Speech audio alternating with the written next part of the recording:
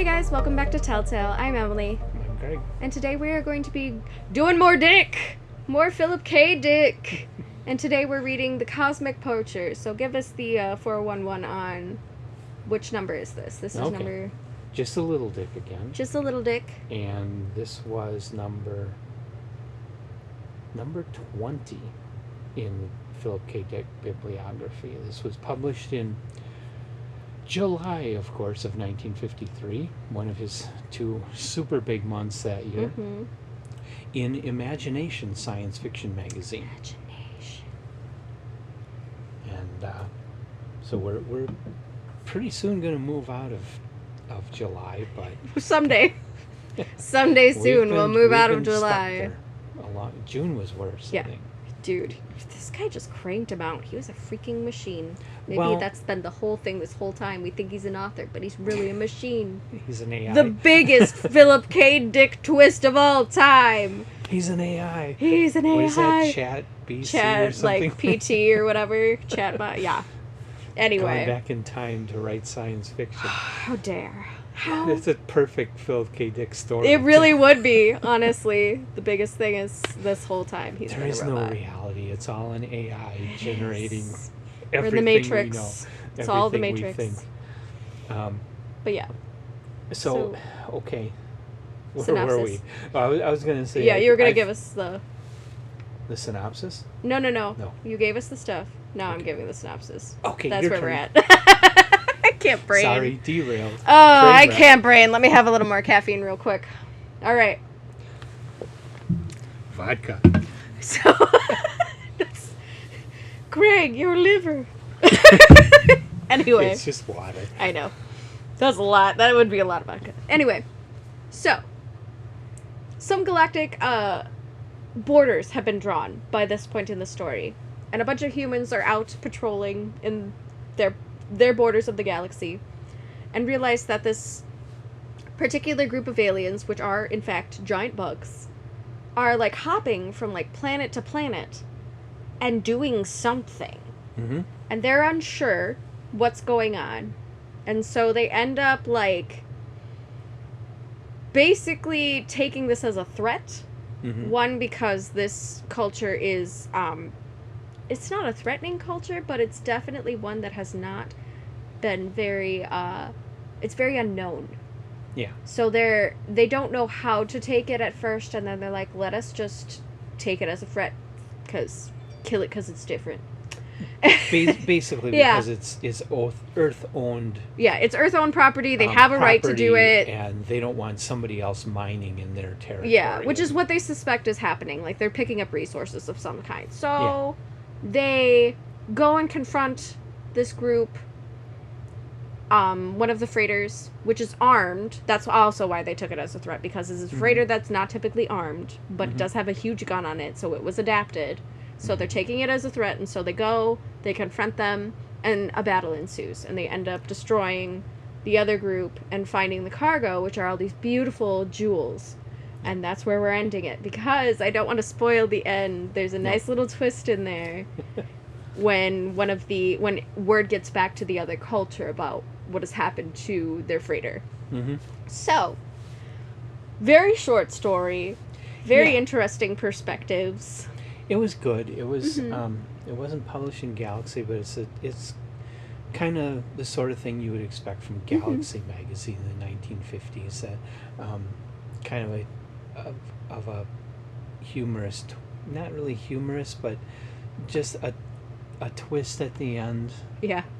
That there's going to be a rude awakening by the end of it, and Earthlings are going to be like, what the fuck? Yeah, so it kind of reminds me of To Serve Man by Damon Knight.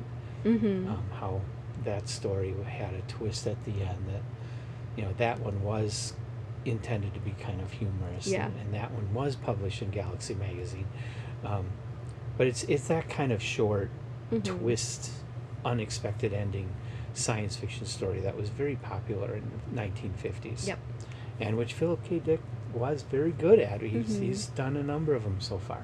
This one I actually found a little predictable. I did too. Yeah. I saw the ending coming. Yeah. So it's So kind it of one of those wasn't things that it even though we're was not spoiling it, you probably already know what the next thing it was is. still a good story, but Mhm. wasn't that much of a surprise Yeah. to get to the end when it Yeah. got there. So I think this is probably our first Philip K. Dick where it's not that we don't like it, but it definitely was mediocre at best. Yeah, I mean, Mhm. well, it's way better than a lot of authors that published Mhm. back then, but it's still not top Dick. Yeah, it's not top Dick. It's bottom Dick. Dick's a bottom now. Mm-hmm. Anyway, so yeah, it was. I did like the development of the characters a little bit. There wasn't a ton of development, but you kind of Well, get no, this really short good, story like, you don't, but you get militant. an You kind of idea. get, though, that the Terrans are pretty militant. Yeah. Like, they are. This is the way it is. Very Mm-hmm. black and white. They should know better. Mm-hmm. Kind of American, honestly. Yeah. Like, this is our manifest destiny. This is our border. We're gonna build a wall. I don't know. Mm-hmm. That kind of thing. Mm-hmm. So I kind of like that was developed enough with the mentality to kind of get a good feel for how they were going to respond. So it did kind of add to the predictability a little bit, but at the same time, if they had gone any other way, it wouldn't perpetuate the story that well. So it was definitely understandable. Mm-hmm. But yeah. And while something, if you read a lot of these older science fiction stories, especially from the 40s and 50s, what you're going to see is that the spaceship crews are very much like if you watch a World War II movie with John Wayne. You know, you got very much that kind of military structure to the characters. You've got a lot of the same kind of characters that you would get from something like PT 109 or something like that. And it, you know, it's hard for us to imagine the impact that World War II had on our culture, and especially how Hollywood and other media instilled this image of our military in people's minds in a propagandistic way to achieve the success in that war. And so then every time you run into a situation where you need to have a crew of guys facing something, the writers just automatically are drawing upon these cliches from Hollywood war movies. 'Cause they work, and people like them. Mm-hmm.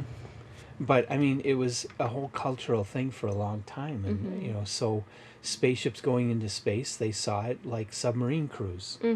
Yeah, And it's that great unknown again. So the characterization was pretty easy. Have you seen the enemy below? Then just rewrite those characters out in outer space, and you've got you've pretty much got your starship yep. captain and crew, and how they're going to deal with things. Yeah, or your space western kind of feeling thing. Yeah. Yeah.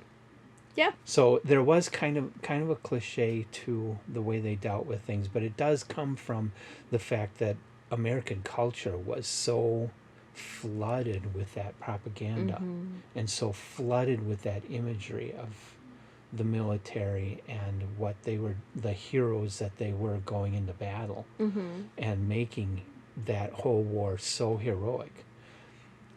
It was maybe necessary for us to win something so big and so difficult, but it also left a lot behind in our culture. Yeah.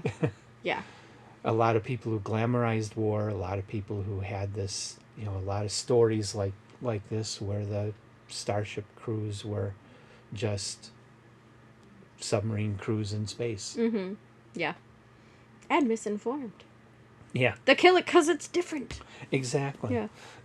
We're killing it because it's different, and it looks vaguely threatening with a gun. Yeah. So it's good that today's science fiction has grown away from that and is a little more realistic about how we would need to react to outer space. That it would be different from just and there are a lot World more War II. politics involved, and a lot of international politics that would need to be involved. A lot more politics, a lot more technology, a lot more difficult, you know. A lot more gray areas and complexities. Yeah. Yeah.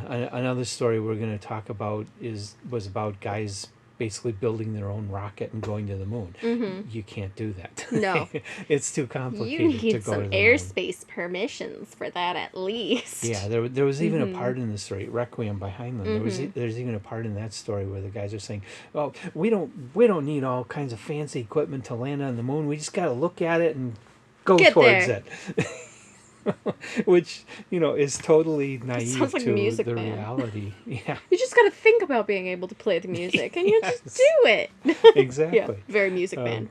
It's totally naive to the reality of trying to navigate in real outer space. So today's science fiction is a lot different and things like that. But Yeah, definitely. it's an interesting contrast when you read a lot of these 40s, 50s stories. You start to see that that mindset of the culture of that era in the characters. Yes, and again, like we've even talked about that and why it's important to keep certain language in books and not censor books or change books. Because that history and that mentality is such an important part of understanding that period of time. If you want to know, you got to go there. Yeah. And this is the only way we can. Yeah. Can't go and relive it. Yeah. If we don't like it, we need to preserve it because we need to remember. Yes. And never forget. Yes, absolutely. And just move forward from there. Mm-hmm.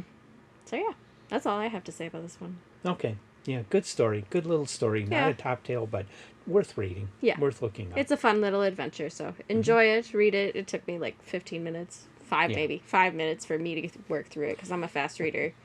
Yeah, it's a real quick one, so it's good for you. Enjoy. Thanks for joining us, guys. Like, Bye. subscribe, comment. Oh, yes. The things. Very important. Keep Do coming your back. thing. Yeah, do your thing. And if you enjoy us, we like to hear about it. If you know anything about these stories, we like to hear about it. So thanks for joining us, guys, and we'll see you next time. Bye. Bye.